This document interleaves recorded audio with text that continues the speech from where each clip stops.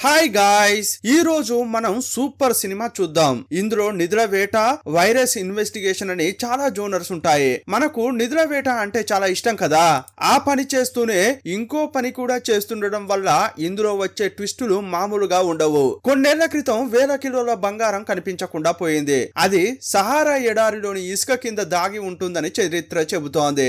ఆ నిధిని సొంతం చేసుకోవాలని ఒకడు ప్రయత్నిస్తుంటాడు. కానీ మనుషులే లేని ఎడారిలో ఒక డిఫరెంట్ ప్రాంతాన్ని చూస్తాడు. అక్కడికి వెళ్లిన తర్వాత చాలా ఆశ్చర్యపోతాడు. ఇంతకీ అతనికి బంగారం దొరికిందా లేదా అనేది ఈ సినిమాలో చూద్దాం. ఈ సినిమా పేరు సహారా. ఈ సినిమా మీ అందరికి తప్పకుండా నచ్చుతుంది. చాలా మంది మన ఛానల్లో సినిమాలు చూస్తున్నారు కానీ సబ్స్క్రైబ్ చేసుకోవట్లేదు. కనీసం ఒక లైక్ ఇచ్చి వీలుంటే కామెంటో హైపో ఇవ్వండి. 2 సెకండ్లు మా కోసం వీడియో పాజ్ చేసి లైకో కామెంటో చేస్తారని ఆశిస్తున్నాం. ఇక ఆలస్యం చేయకుండా సినిమాలోకి వెళ్దామా?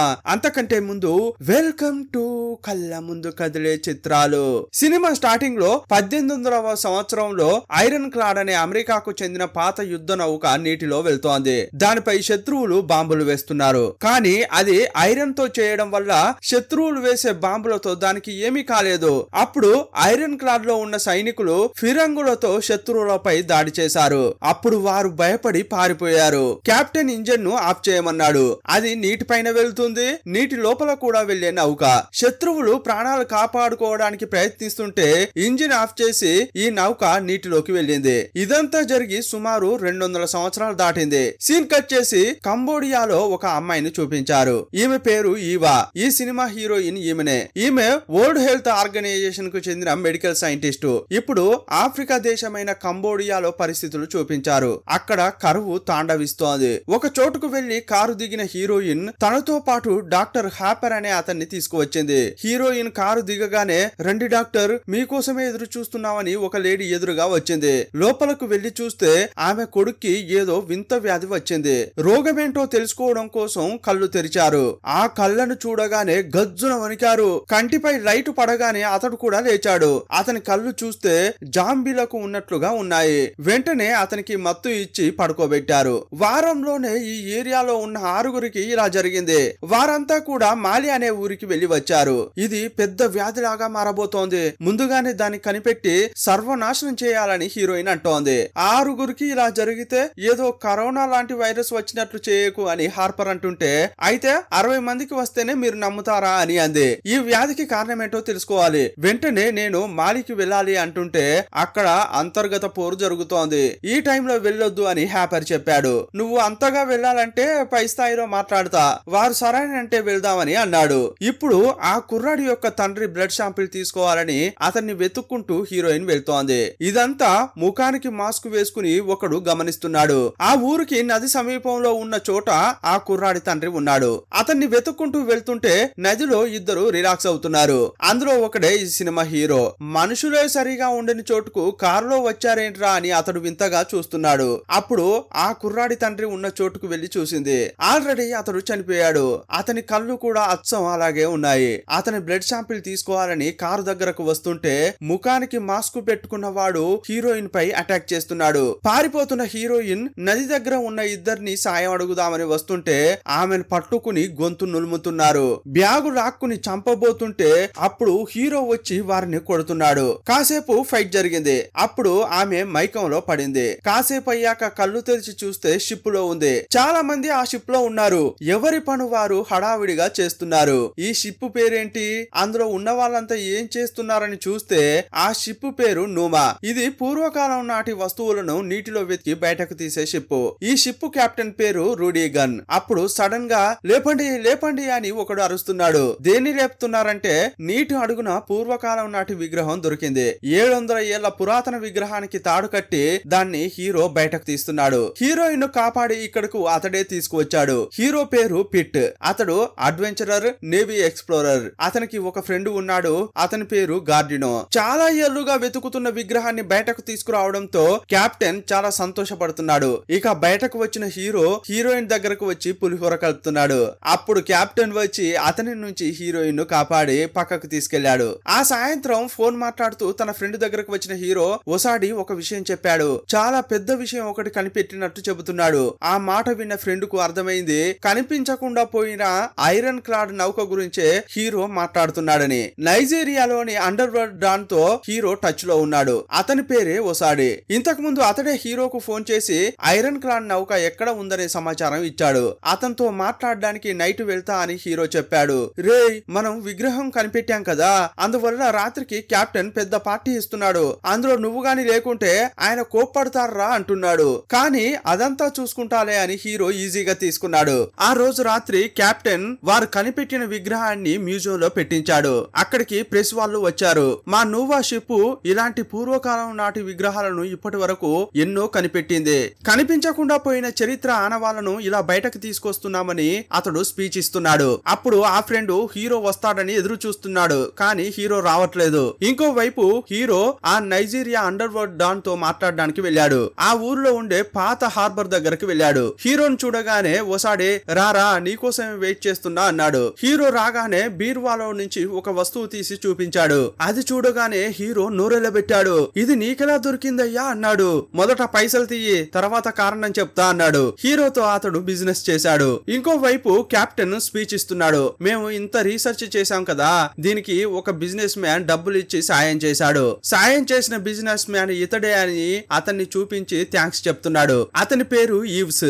ఇతడే వీళ్లకు డబ్బిచ్చి ఈ పరిశోధనలు చేయమని చెప్తున్నాడు. అప్పుడు ఆ ఫంక్షన్ కు హీరోయిన్ డాక్టర్ హ్యాపర్ ను కూడా రమ్మంది. అప్పుడు హీరోయిన్ ను పిలిచి కెప్టెన్ ఏం చెప్తున్నాడంటే, ఈ ఈవ్స్ అనే అతడు ఆఫ్రికాలో చాలా బిజినెస్ లు చేస్తున్నాడు. హీరోయిన్ వెళ్తానే అనుకుందే మాలికి, అక్కడ కూడా ఇతనికి చాలా బిజినెస్ లు ఉన్నాయని చెప్తున్నాడు. కానీ అక్కడి నుంచేనే భయంకరమైన వ్యాధి వ్యాపిస్తోంది అని హీరోయిన్ చెప్తోంది. ఇక ఆ తర్వాత కెప్టెన్ ను ఒంటరిగా కలిసిన హీరోయిన్ ఎలాగైనా చేసి ఆయనకు చెప్పి ఆ వ్యాధిని కనిపెట్టడం కోసం మమ్మల్ని అక్కడికి తీసుకెళ్లే ఏర్పాట్లు చేయండి అని అంది. సరే, నేను ఆయనతో మాట్లాడతా అని కెప్టెన్ చెప్పాడు. వీళ్ళు వెళ్లిపోగానే హీరో వచ్చాడు. మొదటి ప్రపంచ యుద్ధ కాలంలో ఐరన్ క్లాడ్ అనే నౌక కనిపించకుండా పోయింది కదా, అందులో ఉన్న బంగారు కాసుల గురించి మీరు విన్నారా అని అడిగాడు. అదంతా కట్టు కదరా అని కెప్టెన్ అన్నాడు. అప్పుడు టప్పున ప్యాకెట్ లోంచి ఆ బంగారు నాణ్యాన్ని తీసి చూపించాడు. అది చూసి కెప్టెన్ అదిరిపడ్డాడు. ఇది నీకెలా దొరికిందిరా అన్నాడు. యాక్చువల్ గా ఒసాడికి అతనికి తెలిసిన ఒక వ్యక్తి ఆ కాయనిచ్చాడట. అతడు దాన్ని మాలి దేశంలో కనిపెట్టినట్లు చెప్పాడు. ఇదంతా విన్న కెప్టెన్ మాలి దేశానికి ఐరన్ క్లాడ్ నౌక వెళ్లిన ఆనవాళ్లే లేవు, అక్కడ ప్రవహించే నది అంత లోతు ఉండదు, అక్కడ నిధి ఉండే ఛాన్సే లేదని అంటున్నాడు. కానీ హీరో మాత్రం నేను వెళ్లి ఒకసారి చెక్ చేసి వస్తా అన్నాడు. కానీ అందుకోసం కెప్టెన్ దగ్గర ఉన్న ఒక బోటును ఇవ్వమని అడుగుతున్నాడు. అతడు ఇవ్వడం కుదరదు అని అంటుంటే, సార్ ఒక్క 3 రోజులు ఇవ్వండి సార్ అని బతిమిలాడాడు. పైకి అలా అంటున్నాడు, కానీ బంగారు నాణ్యం చూసిన తర్వాత అతనిలో కూడా ఆశ పుట్టింది. అందువల్ల సరే 3 రోజులు, ఆ తర్వాత 1 గంట కూడా నేను పర్మిషన్ ఇవ్వను అన్నాడు. ఇక బోట్ ఇచ్చి పంపించాడు. మరుసటి రోజు హార్బర్ కు వచ్చి బోటు తీసుకెళ్దామని హీరో అతని ఫ్రెండ్ వచ్చారు. కానీ అక్కడ చూస్తే అతని కోసం హీరోయిన్ హార్బర్ వెయిట్ చేస్తున్నారు. హీరోయిన్ ని చూడగానే ఏంటమ్మా ఇక్కడేం చేస్తున్నావు అని అడుగుతున్నాడు. ఇదిగో చూడండి, మీరు కెప్టెన్ ఇచ్చిన బోట్ లో మాలికి వెళ్తున్నారని తెలిసిందే, ఆయన మమ్మల్ని కూడా తీసుకెళ్లమని చెప్పారు అంది. అప్పుడు హీరో ఆశ్చర్యపోయాడు. కానీ కెప్టెన్ చెప్పాడు కదా అని అతని మాట కాదనలేకపోయాడు. ఇంకో మాట మాట్లాడకుండా వాళ్ళను కూడా తీసుకెళ్తున్నాడు. వీళ్ళు హార్బర్ నుంచి వెళ్లిపోతుంటే మళ్ళీ ముఖానికి మాస్క్ పెట్టుకున్న ఒక అతడు వీళ్ళనే చూస్తున్నాడు. వీళ్ళు నైజీరియాలోని నదిలో వెళ్తున్నారు. చాలా దూరం ప్రయాణించిన తర్వాత ఒక గ్రామానికి వచ్చారు. అక్కడ కాసేపు విశ్రాంతి తీసుకున్నారు. గ్యాప్ దొరికితే చాలు హీరోయిన్ తో కాసేపు పులిహోర కలిపాడు. ఇక మళ్ళీ బయలుదేరారు. మాలి వైపు వెళ్తున్నారు. అప్పుడు హీరోయిన్ మ్యాప్ లో ఒక గ్రామాన్ని చూపించి మనం ఇటువైపే వెళ్ళాలి అంది. వాళ్ళు అంతర్గత పోరు జరుగుతున్న చోటుకు వెళ్తున్నట్లు తెలుస్తోంది. అక్కడికి వెళ్లాలంటే ఇంకా 2 రోజులు అవుతుంది. అందువల్ల రాత్రి బోటులోనే స్టే చేశారు. ఇక భోజనం గీజనం రెడీ చేసుకుని రాత్రి అంతా కూర్చుని తింటున్నారు. అప్పుడు హీరోయిన్ ఏమంటుందంటే, కెప్టెన్ మీ గురించి చాలా గొప్పగా చెప్పారు, మీరు ఐరన్ క్లాడ్ అనే నౌకను వెతుక్కుంటూ వెళ్తున్నారట కదా అని హీరోయిన్ అడిగింది. అప్పుడు హీరో వెంటనే ఆ నౌక యొక్క చరిత్ర మొత్తం చెప్తున్నాడు. కొన్ని 100 ఏళ్ల క్రితం కనిపించకుండా పోయిన బంగారాన్ని చివరగా ఐరన్ క్లాడ్ నౌకలోనే చూసారట. దాన్ని కనిపెట్టడమే నా జీవిత లక్ష్యం అంటున్నాడు. ఇక తెల్లారింది. అప్పుడు ట్రావెల్ చేస్తూనే ఉన్నారు. చివరకు మాలి దేశానికి వచ్చారు. ఇక హీరోయిన్ ను ఆ డాక్టర్ ను దింపారు. వెళ్లే ముందు హీరోయిన్ తో హీరో ఏమంటున్నాడంటే, ఈ పనంతా అయిపోయిన తర్వాత మనం డేటింగ్ కు వెళ్దామా అన్నాడు. కానీ అప్పుడామే లిఫ్ట్ ఇచ్చినందుకు థ్యాంక్స్ అని చెప్పి వెళ్లిపోతోంది. ఇక హీరో అతని ఫ్రెండ్ ఒక ఇంటికి వెళ్లారు. ఈ బంగారు నాణాన్ని కనిపెట్టింది ఆ ఇంట్లోని వ్యక్తే. అతడు ఉన్నారా అని అడిగితే అతడు చనిపోయి వారం అయిందని ఇంట్లో ఉన్న వాళ్ళు చెప్పారు. అయ్యయ్యో ఇతన్ని నమ్మే ఇంత దూరం వచ్చామే, ఇప్పుడు ఏం చేద్దామని హీరో అనుకుంటున్నాడు. వీళ్ళిద్దరూ ఒక చోట కూర్చుని టీ తాగుతుంటే ఆ నౌక ఇంత దూరం వచ్చి ఉండకపోవచ్చు అని ఫ్రెండ్ అంటున్నాడు. కానీ హీరో మాత్రం నమ్మట్లేదు. ఎలాగైనా చేసి దాన్ని కనిపెట్టాలి అని ఆలోచిస్తున్నాడు. సడన్ గా అతనికి ఏదో ఐడియా వచ్చింది. రే నేను నిన్ను బోట్ లో కలుస్తా అని వెళ్ళిపోతున్నాడు. వెంటనే ఆ ఊర్లో ఉన్న సెంట్రల్ లైబ్రరీకి వెళ్ళాడు. లైబ్రేరియన్ తో నేను ఒక బోట్ ను వెతుక్కుంటూ వచ్చా అని చెప్పాడు. ఆ బోట్ ను చివరగా ఎప్పుడు చూశారు అని అడిగితే 140 ఏళ్ల క్రితం అంటే 1860లో చూసినట్లు చెప్పాడు. కానీ కేవలం సంవత్సరం ఆధారంగా ఆ నౌకను కనిపెట్టలేరు. వేరే ఏదైనా ఈవెంట్ జరిగిందా అని వెతికితే ఒక విషయం తెలిసింది. ఆ సంవత్సరంలో నైజీరియా నదిలో చరిత్ర ఎన్నడూ చూడలేని విధంగా తుఫాను వచ్చిందట. ఆ తుఫాను వల్ల నైజీరియాలోకి నౌక వచ్చేంతగా నీళ్లు పెరిగాయి. అప్పుడు ఆ నౌక వచ్చింది. కానీ అది వచ్చేటప్పుడు మరణాన్ని తీసుకువచ్చింది. ఆ నౌక తీసుకువచ్చిన వ్యాధి అక్కడ వ్యాపించి కొన్ని వందల మంది చనిపోయారు. అది మరణానికి చిహ్నం. దాన్ని వెతుక్కుంటూ నువ్వు వెళ్ళొద్దు అని లైబ్రేరియన్ చెప్పాడు. ఏంట్రా ఇలా భయపెడుతున్నారు అని హీరో ఆలోచనలో పడ్డాడు. ఇప్పుడు టెక్నాలజీ బాగా తెలిసిన ఒక వ్యక్తిని తీసుకుని ఒక డివైస్ ను నదిలో వేసి బోట్ లో వెతుకుతున్నారు. అప్పుడు ల్యాప్టాప్ లో ఏదో సిగ్నల్ చూపించింది. వెంటనే ఆ డివైస్ ను బయటకు తీసి చూశారు. దానిపై ఎరుపు కలర్ లో పాస్ కనిపించింది. ఏంట్రా ఈ పాచి అనేది సముద్రంలో ఉండాలి, అలాంటిది మంచినీళ్ళ లాంటి ఈ నదిలో ఉందేంటి అని అనుకుంటున్నారు. అప్పుడు పైనుంచి క్లోజప్ లో చూపిస్తున్నారు. ఆ నదిలో అక్కడక్కడ ఆ ఎరుపు రంగు కలర్ కనిపిస్తోంది. ఆ పాచి విషంతో సమానం. ఇంకోవైపు హీరోయిన్ డాక్టర్ హాపర్ ఇద్దరు కలిసి కారులో వెళ్తున్నారు. అక్కడ మిలిటరీ గ్రూప్స్ కార్లను ఆపి చెక్ చేస్తున్నారు. అక్కడ అంతర్గత యుద్ధం జరుగుతుంది కదా, అందువల్ల శత్రువులు ఎవరైనా వస్తున్నారా అని సోల్జర్స్ చెక్ చేస్తున్నారు. ఇక ఆ చెకింగ్ నుంచి వీరిద్దరు వెళ్తున్నారు. ఇంకోవైపు మాలి క్యాపిటల్ నగరానికి బిజినెస్ మ్యాన్ ఈవ్స్ వచ్చాడు. నేరుగా వెళ్లి ఈ పోరంతటికి కారణమైన జనరల్ కాసిం ను కలిశాడు. ప్రెసిడెంట్ ను చంపేసి కాసిం మొత్తం తన కంట్రోల్లోకి తీసుకున్నాడు. మాలిలోని సగం ప్రాంతం మాత్రమే ఇతని కంట్రోల్లో ఉంది. మిగతా సగం ఎవరి కంట్రోల్లోనూ లేదు. అప్పుడు ఈ బిజినెస్ మ్యాన్ అతని కోసం ఒక పెట్టెలో పూర్వకాలపు తుపాకీ తీసుకొచ్చి ఇచ్చాడు. ఏంటి ఈవ్స్ లంచాలు బాగిస్తున్నావు, ఏంటి విషయం అని అడిగాడు. నేను చెప్పాను కదా ఇద్దరు డాక్టర్ల గురించి, వాళ్ళు మాలిలోకి వచ్చారు. అప్పుడు అతడేమంటున్నాడంటే కంబోడియాలోనే నీ మనుషులు వాళ్ళని చంపుతారని అనుకున్నాను, కానీ నీ వల్ల కాలేదా అంటున్నాడు. అప్పుడే మనకు అర్థం అవుతుంటుంది నది దగ్గర హీరోయిన్ పై అటాక్ చేసింది వేరెవరో కాదు, ఈవ్స్ యొక్క మనుషులే. వాళ్ళు తప్పించుకుని ఇప్పుడు మాలికి వచ్చారు కదా, అందువల్ల మీ మనుషులతో ఇక్కడ చంపించు అని బిజినెస్ మ్యాన్ అడుగుతున్నాడు. అంతేకాదు ఇంకో ముఖ్యమైన విషయం, ఆ వ్యాధి మాలిలోని వారికి వేగంగా వ్యాపిస్తోంది. దాన్ని ఎలాగైనా చేసి మీరు కంట్రోల్ చేయాలి అంటున్నాడు. ఇదిగో చూడయ్యా, ఒక 5-6 ఈ దేశం నుంచి తప్పించుకుని పారిపోయారు. వారికి ఆ వ్యాధి వచ్చి అక్కడ చనిపోయారు. అందువల్ల ఇదొక పెద్ద విషయంగా బిల్డప్ ఇవ్వకండి అంటున్నాడు. ఒకవేళ ఆ వ్యాధి వ్యాపించిందని అనుకుందాం, వెంటనే అది జనాలను చంపుతోంది. అది నాకు మంచి విషయమే అని జనరల్ కాసిం మనసే లేకుండా మాట్లాడుతున్నాడు. ఇంకోవైపు ఆ ఎరుపు కలర్ పాచి యొక్క శాంపిల్ ను హీరో తీసుకున్నాడు. అదే టైంలో మాలి దేశంలోని మిలిటరీ వాళ్ళు ఈ బోట్ ను ఫాలో అవుతున్నారు. అదే టైంలో హీరోకు కెప్టెన్ కాల్ చేసి, రే 3 రోజులు అయిందిరా, ఇంకెప్పుడు వస్తావు అని అడుగుతున్నాడు. కొంచెం సేపు లైన్ లో ఉండండి, పెద్ద సమస్య వచ్చి పడింది అన్నాడు. ఆ మిలిటరీ వాళ్ళను చూస్తూ ఏంటి సార్ ఏం కావాలి అని అడుగుతున్నారు. యాక్చువల్ గా వాళ్ళు డాక్టర్లను వెతుక్కుంటూ వచ్చారు. పక్కకు రాగానే ఉండవన్నీ కింద పడేసి చేతులు పైకి లేపండ్రా అన్నారు. సార్ మొదట ఇక్కడికి రండి, కూర్చుని మాట్లాడుకుందాం అని హీరో తన బోట్ లో ఉన్న తాడును తీసి ఆ బోట్ కు కట్టాడు. అప్పుడు సడన్ గా బోటు యొక్క వేగం పెంచారు. వెంటనే మిలిటరీ వాళ్ళ బోటు తిరగబడింది. అందులో ఉన్న వాళ్ళంతా నీటిలో పడిపోయారు. ఇక ఆ తాడును కట్ చేసి ఎస్కేప్ అవుతున్నారు. అప్పుడు ఆర్మీ వాళ్ళకు చెందిన ఇంకో బోటు వచ్చింది. వీళ్ళను పట్టుకోవడానికి ట్రై చేస్తున్నారు. అప్పుడు హీరో వాళ్ళతో ఫైట్ చేశాడు. ఇక కాసేపట్లోనే కొందరు వచ్చి తుపాకులతో వీళ్ళను కాలుస్తున్నారు. ఫ్రెండ్ బోటు నడుపుతుంటే బోటు వెనక హీరో దాక్కున్నాడు. ఇక వీళ్ళను నీటి నుంచి అటాక్ చేయడమే కాదు, నేలపై నుంచి ఒక జీపు వస్తోంది. అందులో ఉన్న వాళ్ళు వీరిని కాలుస్తున్నారు. వెంటనే ఫ్లేర్ గన్ తీసి ఆ జీప్ లో ఉన్న వారి ముఖంపై కాల్చారు. అప్పుడు ఆ జీపు బోల్తా కొట్టింది. ఇక వాళ్ళ నుంచి తప్పించుకుని వస్తున్నారు. అప్పుడు లైన్ లో ఉన్న కెప్టెన్ ఏంట్రా టపా టపా అని శబ్దం వస్తోంది, నా బోటు జాగ్రత్త అన్నాడు. ఇక తప్పించుకున్నావురా అని అనుకుంటుంటే వెనుక నుంచి మిలిటరీ బోట్లు చాలా వస్తున్నాయి. ఇక వాళ్ళు టప్పున కాలుస్తూనే ఉన్నారు. ఇక హీరో అప్పుడు బోటును నడుపుతున్నాడు. తన ఫ్రెండ్ కి ఏం చెప్పాడంటే ఫ్యూయల్ ట్యాంక్ యొక్క పైపును కట్ చేయరా అన్నాడు. ఇక వెంటనే వీళ్ళు ఆ బోట్లు దగ్గరకు వచ్చేలా ఆగారు. ఆ తర్వాత వీళ్ళు నీళ్లలో దూకారు. ఈ బోటు కరెక్ట్ గా మిలిటరీ బోట్ల మధ్యలోకి వెళ్ళగానే డమాల్న పేలింది. అప్పుడు మిలిటరీ వాళ్ళు కూడా పీసులు అయ్యారు. ఇంకోవైపు లైన్ లో ఉన్న కెప్టెన్ చెవికి బాంబులు పేలినట్లు శబ్దం వచ్చింది. 3 రోజులు అని చెప్పాడు, నా బోటు లేకుండా చేశాడా అని అనుకుంటున్నాడు అతడు.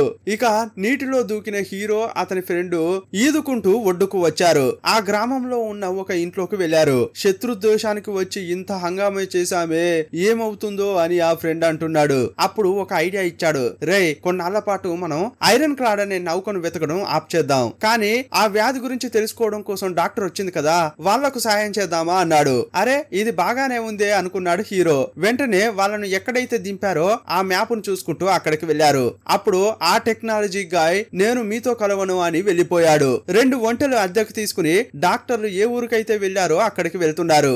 ఇంకోవైపు హ్యాపర్, హీరోయిన్ ఆ వ్యాధి ఎక్కడి నుంచి ప్రబలుతుందో కనిపెట్టి ఆ ఊరికి వెళ్లారు. అక్కడ చూస్తే 4-5 ఇల్లు మాత్రమే ఉన్నాయి. రాత్రిపూట అంతా సైలెంట్ గా ఉంది.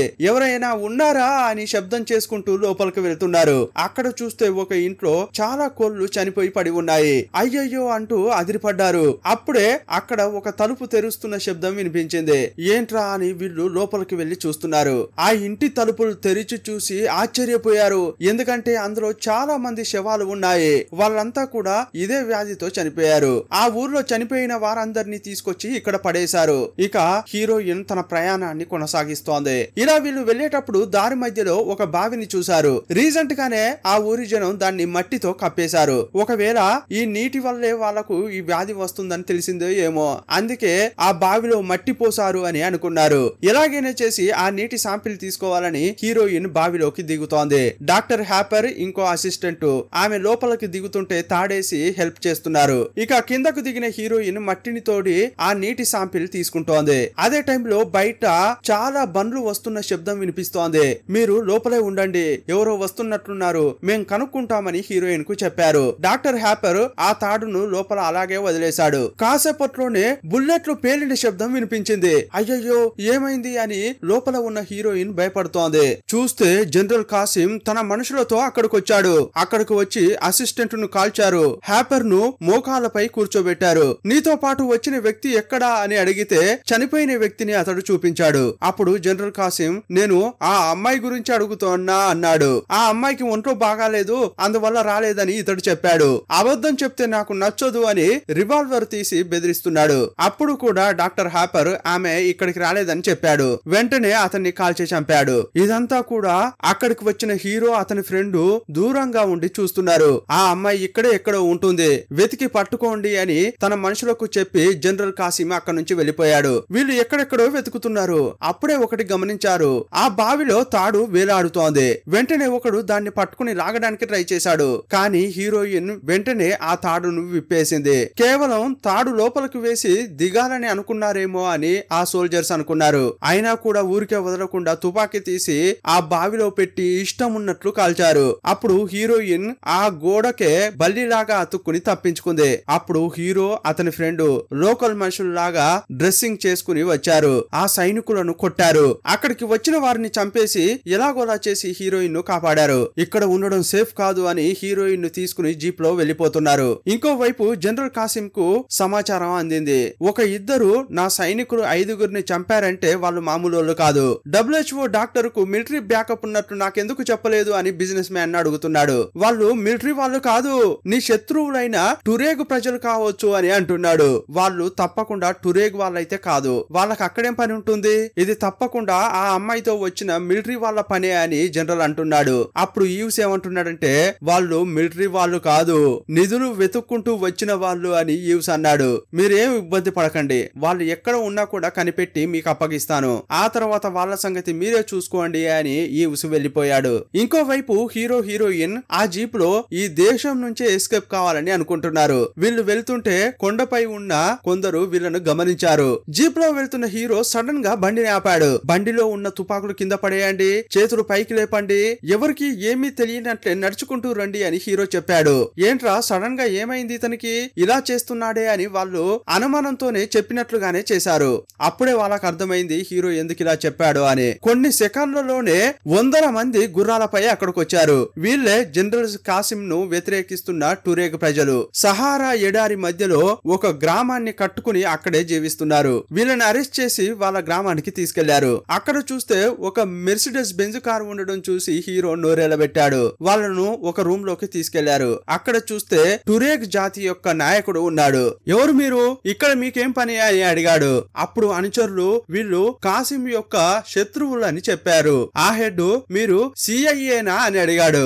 అప్పుడు హీరోయిన్ వరల్డ్ హెల్త్ ఆర్గనైజేషన్ నుంచి వచ్చినట్లు, ఇక్కడ వ్యాధి ప్రబలుతోందని దాన్ని పరిశీలించడానికి వచ్చినట్లు హీరోయిన్ చెప్పింది. అప్పుడు వాళ్ళు ఒక రూమ్ లోకి తీసుకెళ్లి చూపిస్తున్నారు. అక్కడ చూస్తే చాలా మంది ఆ వ్యాధితో బాధపడుతున్నారు. అందువల్ల వారిని ఒక చోట పడుకోబెట్టారు. హీరోయిన్ వెళ్లి చెక్ చేసింది. వారందరికీ అదే వ్యాధి ఉంది. ఇదే వెతుక్కుంటూ వచ్చా అని చెప్పి హీరోయిన్ వాళ్ళ రక్త నమూనాలు తీసుకుంది. కెమికల్ కలిపి టెస్ట్ చేసింది. అప్పుడే ఆమెకు ఒక భయంకరమైన విషయం తెలిసింది. ఇది ఎలాంటి వ్యాధి కాదు, వాళ్ళ రక్తంలో విషం ఉంది అని చెప్పింది. అందరి శరీరంలోకి ఇదే విషం వెళ్ళిందంటే వాళ్ళు తాగే నీటి ద్వారానే వెళ్లి ఉంటుంది అని చెప్తోంది. కానీ ఈ వ్యాధిని హీరోయిన్ నయం చేయలేదు. దీనికి ఇంకా పరిశోధనలు చేయాలి అంటోంది. ఇంకోవైపు నైజీరియాలో అండర్ కవర్ లో ఉన్న మిలిటరీ ఆఫీసర్ ను వెళ్లి కెప్టెన్ కలిశాడు. నాకు చెందిన ఇద్దరు మాలి దేశంలో ఇరుక్కుపోయారు. వాళ్ళని తీసుకురావడానికి మీరే సాయం చేయాలి అని అడుగుతున్నాడు. నేనెలా చేస్తానండి, అక్కడ అంతర్గత పోరు జరుగుతోంది. అక్కడికి వెళ్లి చిక్కుకుపోయారంటే ఇక వాళ్ళ సంగతి అంతే అని అతడు అంటున్నాడు. అప్పుడు కెప్టెన్ ఏమంటున్నాడంటే ఇతనికి 30 ఏళ్ల క్రితం ఇతడు ఏదో సాయం చేసినట్లున్నాడు. అది చెప్పిన తర్వాత దానికి సాయంగా ఇప్పుడు నువ్వు చేయాలి అంటున్నాడు. సరే నీకు రుణపడి ఉన్నాను, సాయం చేస్తానులే అని అతడు చెప్పాడు. అప్పుడు హీరో ఆ టురేగ్ యొక్క నాయకుని దగ్గరికి వెళ్లి మీ ప్రజలందరికీ ఈ వ్యాధి ప్రబలడానికి ముఖ్య కారణం వారు తాగుతున్న నీరు, నీటిలో విషం కలిసింది అని అనగానే అయితే మేము వేరే చోటుకు వెళ్తామని అంటున్నాడు. అయ్యో సార్, ఇది మీ ఊరి ప్రజల యొక్క సమస్య కాదు, ఇక్కడ నుంచి 300 కిలోమీటర్ల దూరంలో ఉన్న ఇంకో ఊర్లో కూడా ఇదే పరిస్థితి. జనాలందరికీ ఇలాంటి వ్యాధే వస్తోంది. మీరు ఎక్కడికి వెళ్ళినా కూడా ఈ సమస్య మిమ్మల్ని వదలదు. కానీ ఎలాగైనా చేసి ఈ సమస్యను సాల్వ్ చేయాలి. ఇలా అంటుంటే అతడేమంటున్నాడంటే ఆల్రెడీ కాసిం మనుషులు మిమ్మల్ని ఫాలో అవుతూ వచ్చారు. వాళ్ళు ఈ ఊరికి ఇంకో 2 రోజుల్లో వస్తారు. అందువల్ల రేపు ఉదయమే మీరు ఇక్కడ నుంచి వెళ్లిపోండి, మిగతా సమస్యలు మేం చూసుకుంటాంలే అని అన్నాడు. అప్పుడు ఆ ఫ్రెండ్ పిల్లలతో బాల్ తో ఆట ఆడుకుంటుంటే అది వెళ్లి ఒక చోట పడింది. గుహలోకి వెళ్లిన బాల్ ను తీసుకోవడానికి వెళ్ళాడు. అక్కడ చూస్తే కొన్ని చిత్రాలు ఉన్నాయి.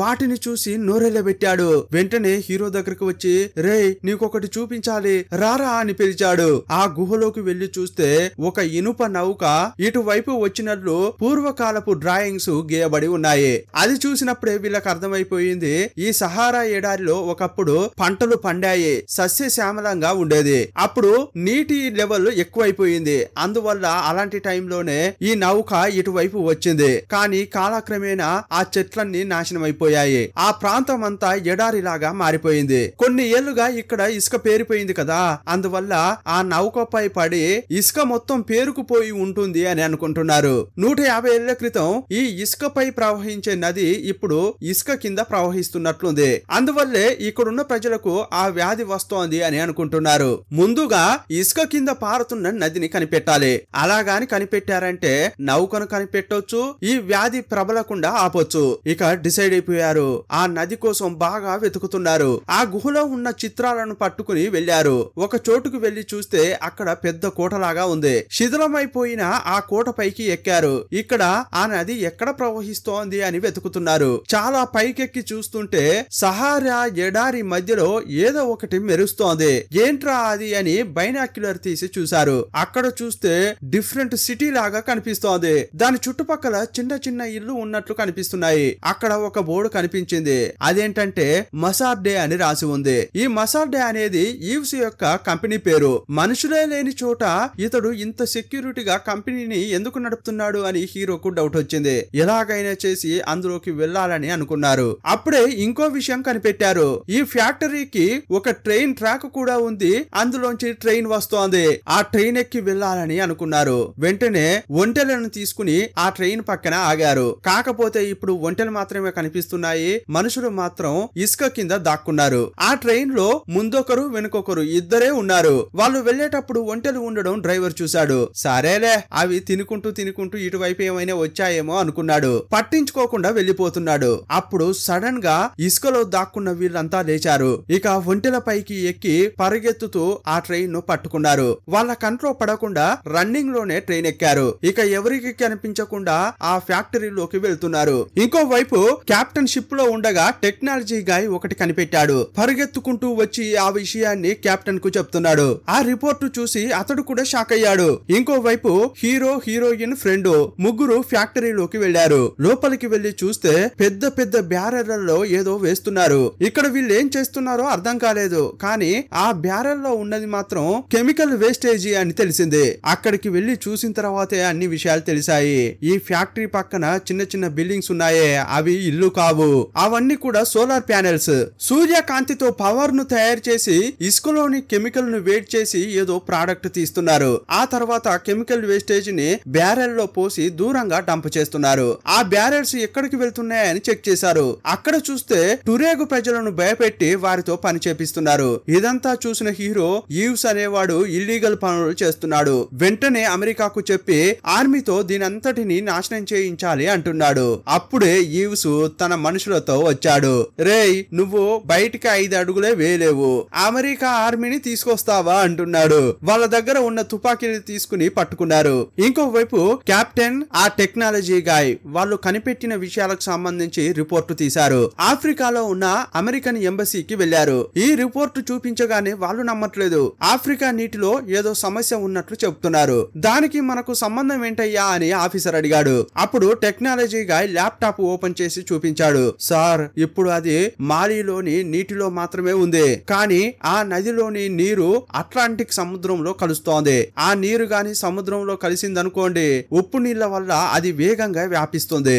ఒకే ఒక వారంలో అది న్యూయార్క్ నగరం వరకు వెళ్తుంది. ఆ తర్వాత అమెరికాను ఎవరూ కాపాడలేరు అని చెప్పాడు. అమెరికా అనగానే అతడు బెదిరిపోయాడు. ఇదిగో చూడండి, ఈ విషయంలో నేను మీకు ఎలాంటి సహాయం చేయలేను. కావాలంటే ఈ ఫైల్ ను అమెరికాకు పంపిస్తా అని అన్నాడు. ఇంకోవైపు హీరోను బంధించి వాళ్ళు ఎక్కడికో తీసుకెళ్తున్నారు. అదే టైంలో ఈవ్స్ కు జనరల్ కాసిం నుంచి కాల్ వచ్చింది. ఆ ఇద్దరు అమెరికన్లను మీ దగ్గరకే పంపిస్తున్నాను, కాసేపట్లో వచ్చేస్తారు అని ఈవ్స్ చెప్తున్నాడు. మరి ఆ లేడీ ఏమైంది అని జనరల్ కాసిం అడిగాడు. ఇక్కడ జరిగిన తుపాకీ ఫైటింగ్ లో ఆమె చనిపోయింది అని అబద్ధం చెప్పాడు. కానీ యాక్చువల్ గా హీరోయిన్ అక్కడే ఉంది. హీరోయిన్ దగ్గరకు వచ్చి నీతో నేను మంచివాడిగా ఉండాలని అనుకుంటున్నా అన్నాడు. మరి మంచివాడివే కదా, ఇంతకీ ఇక్కడ ఏం చేస్తున్నావు అని హీరోయిన్ అడిగింది. అప్పుడు అతడు ఏం చెప్తున్నాడంటే, సోలార్ పవర్ తయారు చేస్తున్నాం. ఆ పవర్ తో మట్టిలోని టాక్సిన్లను వేపర్ చేస్తున్నాం. దాంతో అద్దం పగిలిపోకుండా ఉండే ఒక రక్షక కోటింగ్ తయారు చేస్తున్నాం అని చెప్పాడు. కానీ దాన్ని తయారు చేసేటప్పుడు చాలా వ్యర్థాలు వస్తున్నాయి. అవి ఈ ప్రాంతాన్ని విషంగా మారుస్తున్నాయని ఒప్పుకున్నాడు. కానీ ఇదంతా వెతుక్కుంటూ వచ్చి తప్పు చేశావని హీరోయిన్ ను బంధించాడు. ఇంకోవైపు వారిని తీసుకెళ్తున్న బండి నుంచి ఎస్కేప్ కావడానికి హీరో, అతని ఫ్రెండ్ ట్రై చేస్తున్నారు. ఒక నట్టును తిప్పారు. అప్పుడు వాళ్ళని తీసుకెళ్తున్న పెట్టె కింద పడింది. ఇదంతా గమనించకుండా డ్రైవర్ తన పాటన తాను వెళ్ళిపోతున్నాడు. ఇక వాళ్ళు ఆ ఎడారిలో నడుచుకుంటూ వెళ్తున్నారు. వాళ్ళిద్దరూ తప్పించుకుపోయారని జనరల్ కాసిం కు తెలిసింది. వెంటనే తనకు చెందిన వారిని వాళ్ళని వెతకండ్రా అని పంపించాడు. అదే టైంలో జనరల్ కలవడానికి ఈవ్స్ వచ్చాడు. సార్, నా ప్లాంట్ లోంచి వస్తున్న రసాయన వ్యర్థాల వల్లే వ్యాధి ప్రబలి ఇక్కడున్న జనం చనిపోతున్నారు. కొన్నాళ్ల పాటు ప్లాంట్ ను ఆపేద్దామని అనుకుంటున్నా అన్నాడు. అప్పుడతడు, రేయ్, నువ్వు ఆపుతావో ఇంకేమైనా చేస్తావో నాకు తెలియదు, కానీ నాకు రావాల్సిన 30% కమిషన్ మాత్రం వస్తూనే ఉండాలి అన్నాడు. అది గాని రాకపోతే నిన్ను చంపేస్తా అని బెదిరించాడు. అప్పుడు ఈవ్స్ కి ఏం చేయాలో అర్థం కాలేదు. ఇంకోవైపు కెప్టెన్ అండర్ కవర్ లో ఉన్న జనరల్ ను కలిశాడు. అతడు శాటిలైట్ ఇమేజెస్ చూపించాడు. సాధారణంగా జనరల్ కాసిం ఫిరంగులను తన హెడ్ క్వార్టర్స్ లోనే పెడతాడు. కానీ 3 గంటల క్రితమే వాటిని బయటకు తీశాడు. హీరోను, అతని ఫ్రెండ్ ను వెతుక్కుంటూ వెళ్తున్నాడు. వారు నిధిని కనిపెట్టడానికి ట్రై చేస్తున్నారు కదా, వారిని పట్టుకుని ఏం చేస్తాడో ఏమో, ఇక వారు ప్రాణాలతో ఉండరు అని ఆ అండర్ కవర్ జనరల్ చెప్పాడు. ఇంకోవైపు చాలా కష్టంగా హీరో, అతని ఫ్రెండ్ సహారా ఎడారిలో నడుస్తున్నారు. అక్కడ ఒక ఏరోప్లేన్ కింద పడి ఉండడం గమనించారు. ఆహా, దేవుడున్నాడు అని అందులోకి వెళ్లి వెతికారు. టూల్ బాక్స్ తీసుకుని దాన్ని బోటు లాగా మార్చి గాలికి దాన్ని స్లైడింగ్ చేసుకుంటూ వస్తున్నారు. ఎడారి మధ్యలో ఉన్న ఫోన్ బూత్ కు వచ్చి కెప్టెన్ కు ఫోన్ చేశారు. వారున్న చోటు చెప్పి ఈవ్ యొక్క ఫ్యాక్టరీని కనిపెట్టినట్లు చెప్పారు. ఆ ఫ్యాక్టరీకే కెప్టెన్ అమెరికాకు చెందిన ఆఫీసర్లను తీసుకెళ్తున్నట్లు చెప్పాడు. ఎందుకంటే అక్కడ నుంచి వచ్చే వ్యర్థాల వల్ల చాలా నష్టం కలుగుతోంది. అమెరికా అమెరికాకే విషయం వ్యాపించే అవకాశం ఉందని చెప్పాడు. అంతేకాదు జనరల్ కాసిం ఫిరంగులతో మిమ్మల్ని వెతుక్కుంటూ వస్తున్నట్లు చెప్పగానే నేను చూసుకుంటా కెప్టెన్ అని హీరో చెప్పాడు. ఆ తర్వాత హీరో టురేక్ జనం ఉండే చోటుకు వెళ్ళాడు. ఇక హెడ్ ను కలిసి ఏం చెప్తున్నాడంటే కాసిం కు ఇంత డబ్బు ఎక్కడి నుంచి వస్తోందో తెలుసా?